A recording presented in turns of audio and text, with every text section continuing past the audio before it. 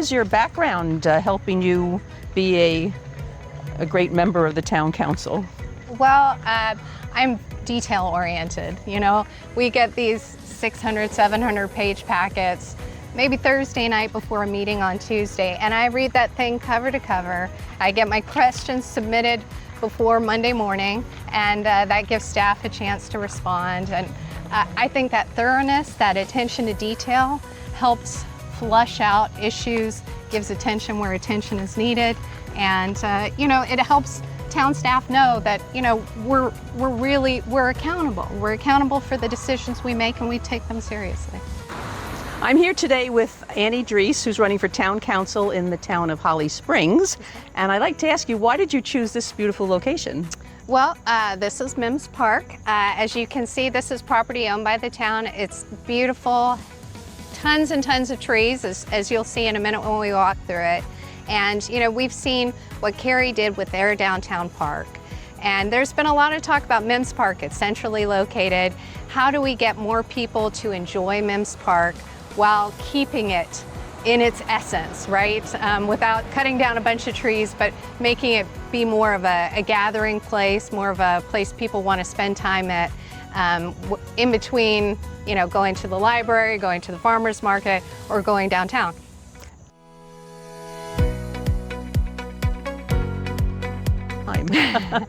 I'm a free time. First of all, free time what? I am a runner. I also like to walk, you know, so I like to spend as much time outdoors as I possibly can. I like to read, but I generally don't read during election season because I am too busy running around. But yeah, those are some things I like to do. I also like to cook, and we just had our kitchen redone, and I cannot wait to get back in it and start cooking again. What's your favorite dish to cook? I'm a weirdo because I don't like to make the same dish twice. I am always making new stuff. I like finding new recipes and trying different flavors and exploring. It's how I get my creativity out.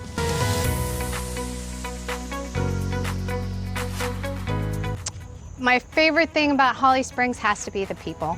You know, it's kind of become this melting pot of people from all over. It's a welcoming community, a community of people that are always willing to lend a hand, and I think that's really special.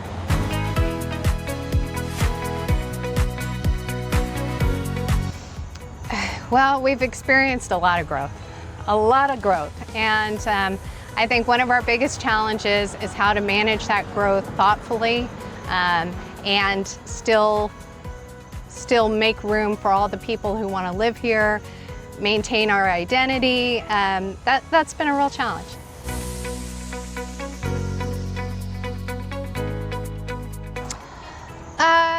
Well, you know, I'm a volunteer, so I volunteered a number of different places: Dorcas Ministries, Caring Place, Holly Springs Food Cupboard.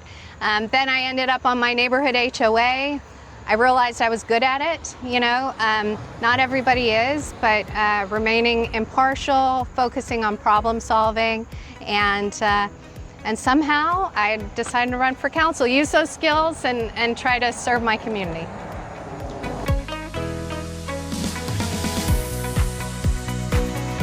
I'm really proud about helping usher in microtransit. Our microtransit program is coming to Holly Springs in January, so that's really exciting. Even small stuff like we get a lot of Boy Scouts who come and do the flag ceremony at town council events, which is awesome, but I was glad to bring in some Girl Scout troops, so I also take that as a victory as well.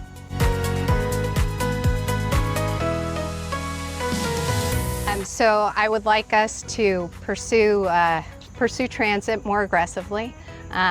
We will have microtransit going in January, so expand upon that to connect to our neighbors and create some more options there. Secondly, I'd like us to have more affordable housing in Holly Springs. You know, I want our town to be someplace where my children can afford to live. And lastly, preserve our green spaces. So, you know, I think we can do more. I think we need to do more, build into the UDO more safety precautions to ensure we keep beautiful trees like these.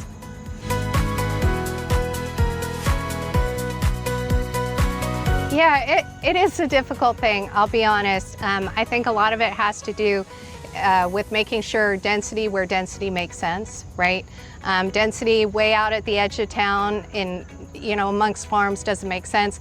You want density where people could walk to stores, where they could take transit options out, so being really thoughtful about where we put what, and also considering, simple things like ingress and egress, how people get in and out of their community, and how a new development would impact an existing development, making sure people can access their homes easily and get in and out.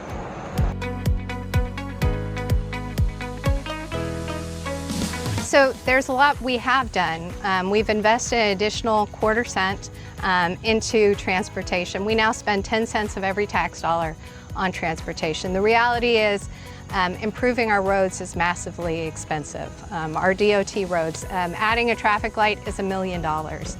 If we were to finance that ourselves, we wouldn't be able to afford other things. So leveraging our dollars smarter is something I think we can do. So we're saving more, which is great, but I also think we need money on hand so that when we are in a situation where we need to make a change immediately, that we have some cash to kind of work with the DOT and say, okay, this is your project, but we'll give you $200K of that $1 million if you can put this up in the next 3 months. Try and be smart and negotiate that way. In addition, we also have the intelligent transportation system. This is something we've been working on for quite a while. I think we're about $600K from getting it done, but that allows us to fix the light timing internal to Holly Springs. So we would be able to change the timing of the lights to be smarter, so we could have a speedier exit at 8 a.m. and a speedier return at 5 p.m. So that's something we've already invested some money in, and I'd love to get it across the finish line.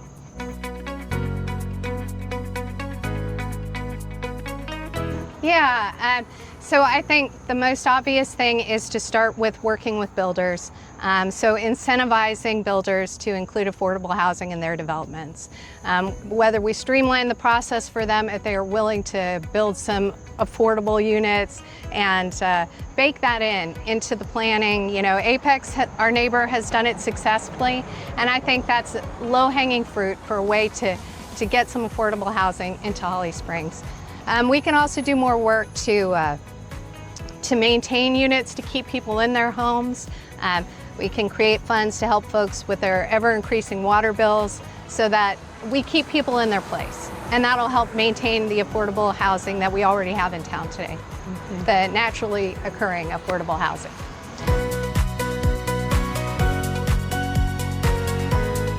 So there are two ways I see that we make that happen. One is, council needs to be more accessible. One of the things I did was make sure town council had a booth at the Town Information Day at the Farmers Market. That's coming up in September. We'll be back this year. But being accessible to residents to answer questions. I'd love to see council have a community town hall where we're available to answer questions. In addition, I think board appointments are another natural place. We need to be looking for distinct points of view, different points of view. I want a board that is bringing all those issues, all those concerns up into that discussion. Having that diversity of boards, I think, will really enrich our decision-making process.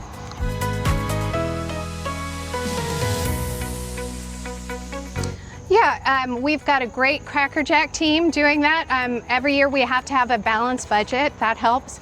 But I think being very intentional about where we're investing our money, what our long-term plans are, in conjunction with some of the business investment grants that we've done with some of these big businesses that have come to Holly Springs, and planning out that money, when it's coming and where it will go.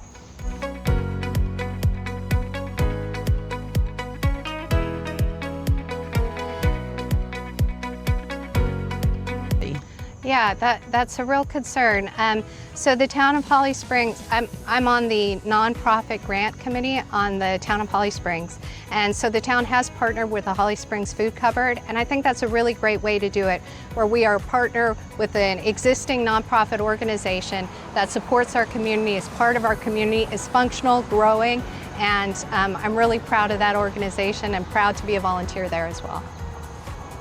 Another thing, a lot of residents are very concerned about utility bills, and I know maybe on a town level it's not as easy to focus on that, but Yeah. do you have any ideas of how, you can help the people with these, you mentioned water bills, these other high utility bills? Yeah, I actually propose that the town council consider a roundup program on your utility bill that would allow folks to choose to round up their utility bill and have that extra few cents go into a fund that could be used to help those folks who need it most. Unfortunately, that measure did not pass, but I would love to see that come to fruition on my next term.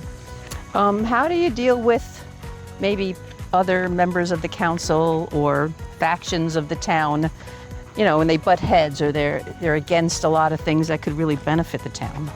It's hard, unfortunately I think town council is way more partisan than it needs to be. I think a well-functioning town council, they work together, they share their opinions, they share their points of view. It's not partisan hacks, it's people working together to solve a problem.